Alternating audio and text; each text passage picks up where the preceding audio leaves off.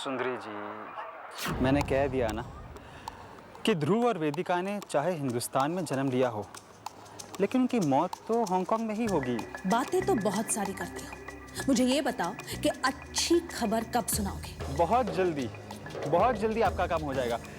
और मैंने आपको बताया ना कि इंडिया से मेरे कुछ मेहमान आए हुए हैं, उनके पास अब यहाँ पे ज्यादा वक्त बचा नहीं है। जी हाँ, I am trying my best. Try better than your best, damn it. देखो, वेदिका और ध्रुव की मौत की खबर मुझे जल्द से जल्द सुनाओ, ओके? सुना दूंगा। ये खुशखबरी तो मैं आपको बहुत जल्दी सुनाई दूंगा। क्लाइंट्स भी ना, अब कौन समझाए इन्हें कि कुछ काम ऐसे होते हैं जिनमें थोड़ा बहुत वक्त लग जाता है। लेकिन जो भी हो, काम तो पूरा कर ही देता हूं मैं।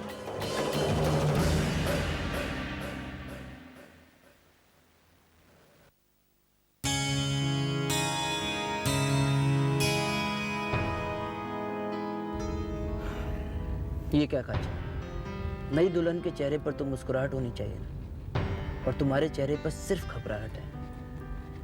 डोंट वरी, कुछ नहीं होगा। मैं तुमसे कह रहा हूं ना, मेरी माँ तुम्हें देखकर बहुत खुश हुई, और तुम देखना वो तुम्हारा किस तरह स्वागत करती है। Trust me. मेरी माँ का जिंदगी में सिर्फ एक ही मकसद है, मेरी खुशी, और वो मेरी किसी भी बात से इनकार नहीं करती। लेकिन अंतरिक्ष, मैं एक अंधी लड़की। नहीं काजल, मेरी माँ तुम्हें तुम्हारी हर कमी के साथ पसंद करेंगी, क्योंकि तुम मेरी पसंद हो। तुम मेरी पसंद हो काजल।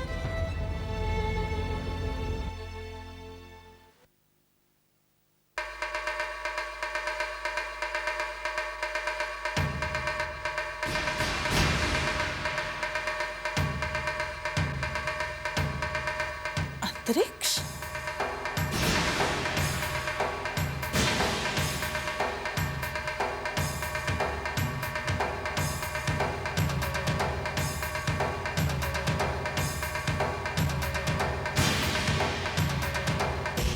माँ, ये काजल है, आपकी बहू। मैं जानता हूं माँ कि आप ये सब कुछ देखकर बहुत हैरान हो रही होंगी, लेकिन मुझे पूरा विश्वास है कि आप मेरी बात जरूर समझेंगे। वो हमारी शादी कुछ ऐसे हालात में हुई कि आपको बताने का मौका ही नहीं मिला। बेटा, सफाई देने की कोई जरूरत नहीं है। मैं मेरे बेटे को अच्छे से पहचानती हूँ और समझती भी हूँ। मैं जानता था माँ कि आप अपनी बहू से मिलकर बहुत खुश होंगी। मैं भी कार में काजल से यही कह रहा था। नाराजगी किस बात की? खुशियां दरवाजे पर खड़ी है तो नाराज होने का सवाल ही पैदा नहीं होता। तुम दोनों यहीं रुको, मैं बहू के स्वागत की तैयारियां करती हूँ। मेरी बहू सारे शगुनों के साथ इस घर में प्रवेश करेगी।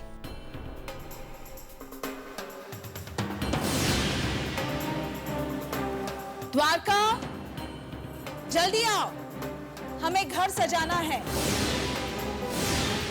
फूल बिछाओ, दिए जलाओ। मेरा बेटा बहू लेकर आया है। आज हम खूब खुशियां मनाएंगे। हाँ, हमारी ये खुशियां देखकर कुछ लोगों के दिल में आग लग रही है। मुझे उनकी कोई परवाह नहीं।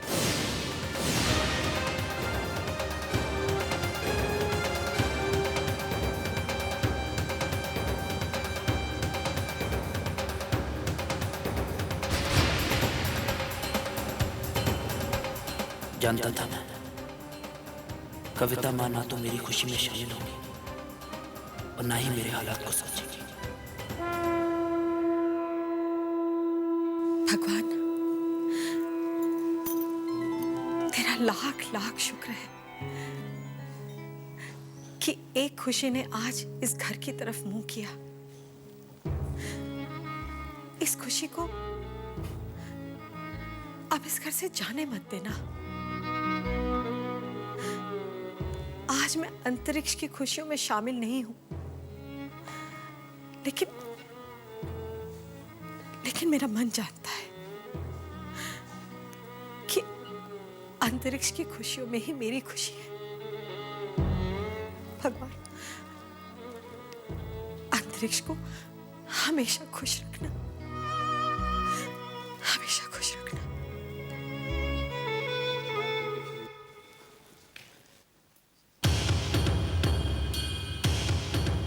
मेरे बेटे की खुशी देखकर कुछ लोगों के दिल पर जलन के सांप लौट रहे हैं। खैर, मुझे क्या, देखो ना मेरा बेटा कितनी खूबसूरत बहू ले आया है।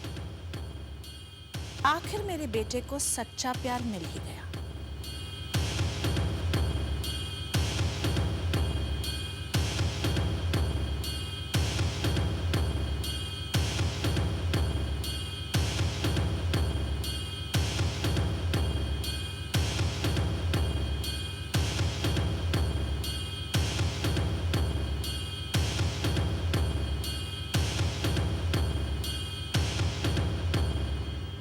बहू, गृह प्रवेश करो।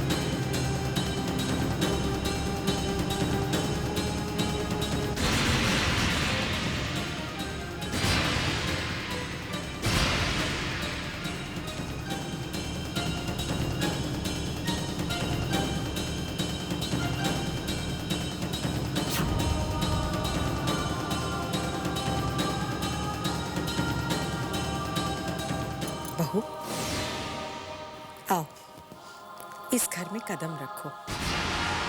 इस घर की बड़ी बहू का स्वागत है। मुझे भी अपनी सास ही समझना। मैं अंतरिक्ष की कविता माँ हूँ। तारा, कुमकुम का थाल लाना।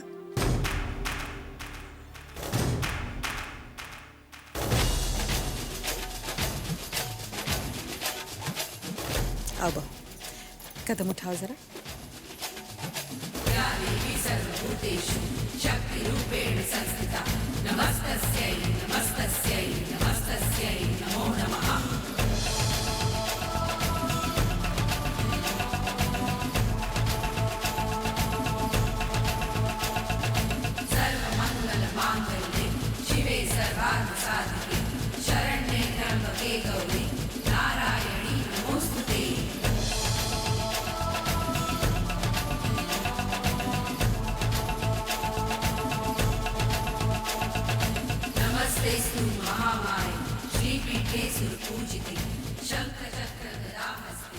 आशीर्वाद ले लो।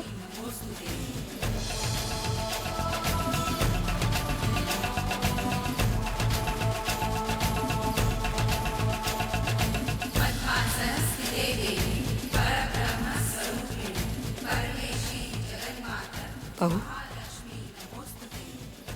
इस घर की रीत के मुताबिक तुम भी अपने हाथों के शुभ निशान इस दीवार पर छोड़ दो।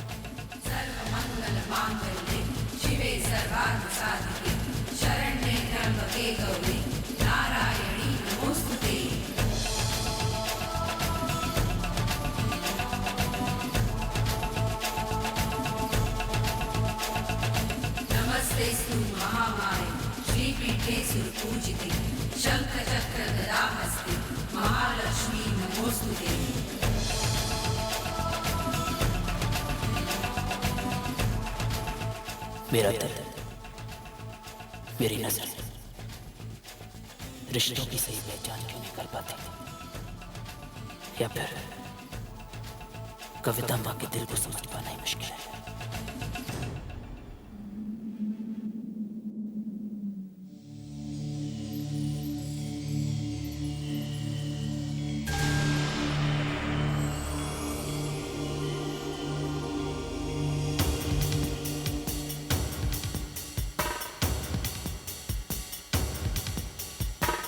सासू माँ, तुम क्यों आई हो यहाँ? आपका हालचाल पूछने आई हूँ। माय एक्स सासू माँ। अरे कमरे में इतना अंधेरा क्यों कर रखा है? ओहो, जब आपके लाडले बेटे ने जिंदगी में ही अंधेरा कर दिया तो कमरे में अंधेरे की क्या बात है? सारे अरमानों पर पानी फेर दिया ना। अंधी बहू क्या आ गई? सासू माँ, आपने तो अपनी जिंदगी में ही अंधेरा कर दिया। अरे अरे अरे, मैं भूल कैसे गई? सच्चा प्यार, सच्ची खुशियाँ, ये सब देखकर मेरे सीने पर तो सांप लौट जाने चाहिए ना। लेकिन अफसोस, मेरे साथ ऐसा कुछ भी नहीं हो रहा। लेकिन आपका चेहरा देखकर कोई भी 1 मिनट में बता सकता है कि अंधी बहू देखकर आपके सीने में तो आग लग गई। सारी खुशियाँ, सारे अरमान जलकर राख हो। मुझे तो समझ में नहीं आता कि आपको मुबारकबाद दूं या अफसोस जताऊं।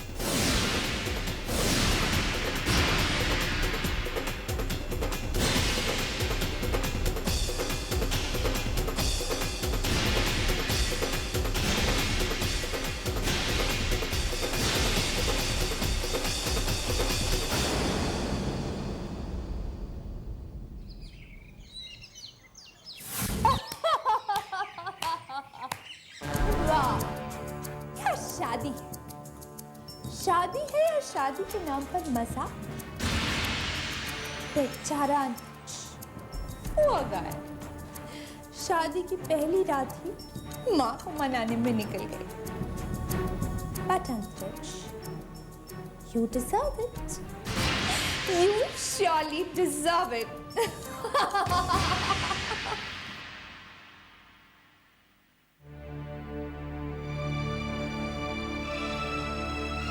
माँ, आप प्लीज मेरी बात तो सुनिए। मैं कुछ नहीं सुनना चाहती, तुम जाओ यहाँ से।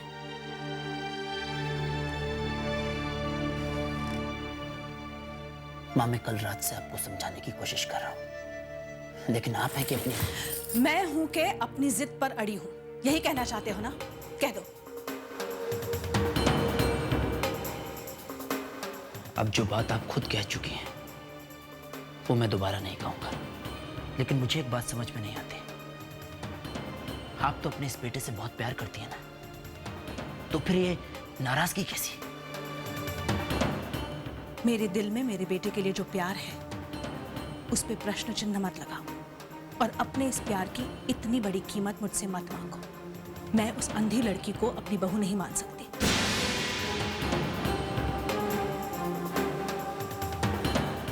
आखिर मेरे भी कुछ सपने थे, कुछ अरमान थे मेरे। तुम्हारे शादी के कितने सारे ख्वाब देखे थे मैंने। तुम्हें इस घर का इकलौता वारिस बनाओ, इसलिए मैंने कितनी सारी तपस्या की थी, और तुम्हारी इस एक गलती ने मेरे साए किए कराए पर पानी फेर दिया। राह की धूल को तुमने माथे पर क्यों सजाया? दुनिया में और कोई नहीं बची थी क्या कि एक अंधी लड़की को तुमने? आप जिस लड़की के बारे में इतनी देर से ऐसी बातें कर रही हैं, उसकी दोषी सिर्फ आप हैं।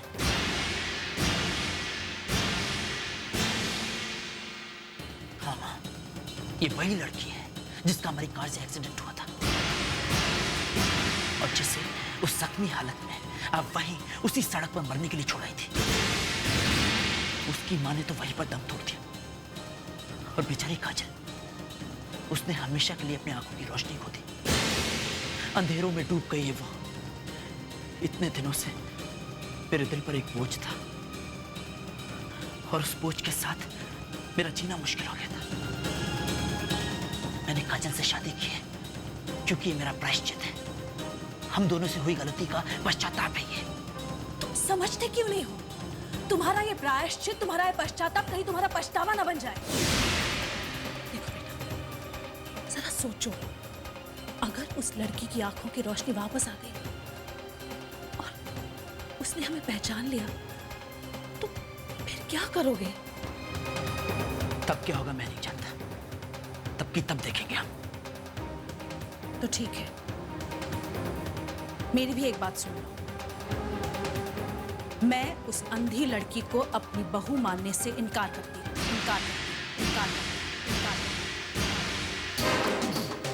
माँ, अपनी इज्जत छोड़ दीजिए। इस वक्त आपको अपना फर्ज निभाना चाहिए। कल जो फर्ज आपको निभाना चाहिए था वो कविता माँ ने निभाया। वो मुझसे नाराज है, लेकिन कम से कम वो मेरी खुशी में शामिल तो हुई। अब मैं इसे उनका प्यार कहूं या हमदर्दी, मैं नहीं जानता, लेकिन इतना जरूर जानता हूं, वो जो भी था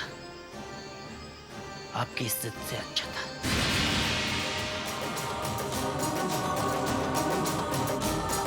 कल जो फर्ज आपको निभाना चाहिए था वो कविता माँ ने निभाया। कविता माँ ने निभाया। कविता माँ ने निभाया।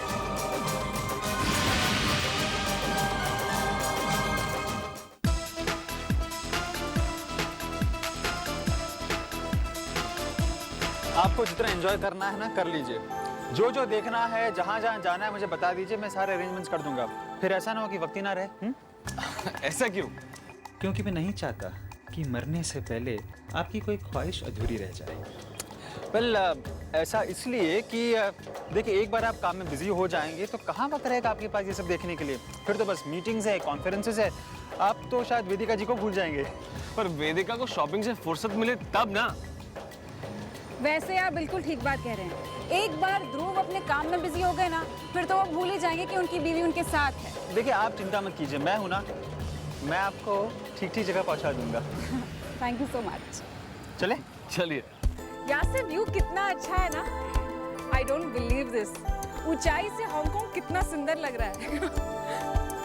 ध्रुव, सच्ची this is the real heaven. मेरे लिए तो वो हर जगह स्वर्ग है जहाँ पर तुम मेरे साथ हो। Excuse me.